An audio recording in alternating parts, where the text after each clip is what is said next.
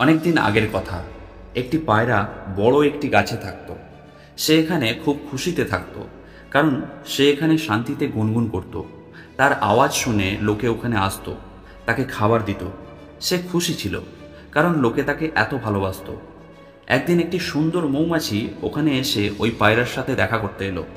তাকে খুব সুন্দর লাগছিল। পায়রাটি তাকে খাবার খাওয়ানোর প্রস্তাব দিল। মৌমাছিটি ধন্যবাদ জানালো এবং তার কাছে খাবার খেলো। তারপর থেকে তারা ভালো বন্ধু হয়ে গেল। পায়রা আর মৌমাছিটি রোজ একসাথে উড়ত, আর উড়তে উড়তে তারা দুজনে মনের কথা বলতো। কখনো কখনো তাদের মধ্যে তর্ক বিতর্কও হতো, কিন্তু তারা শীঘ্রই সেটা মিটিয়ে নিত আর আবার খুশি হয়ে উঠতে থাকতো। একদিন মৌমাছি পায়রাকে বলল, আমার কাছে একটা অদ্ভুত জায়গা আছে যেখানে আমরা দুজনে একসাথে যেতে পারি। তুমি কি আমার সাথে যাবে? পায়রাটি খুব খুশি হলো আর তার সাথে ওখানে যাওয়ার জন্য রেডি হয়ে গেল। মৌমাছি পায়রাকে রাস্তা দেখিয়ে দেখিয়ে নিয়ে গেল। যখন তারা ওখানে পৌঁছালো, তখন তারা দেখলো ওখানে অনেক রঙিন রঙিন ফুল ফুটেছিল আর সুন্দর সুন্দর গাছ ছিল। ওখানে সুন্দর ঝর্ণার ধারাও বইছিল। তারা আনন্দে একে অপরের সাথে খেলা শুরু করে দিল। তারা সারা দিন ফুলের মাঝখানে উড়তে আর খেলতে থাকলো। তারা একে অপরকে সুখ দুঃখের গল্প শোনালো।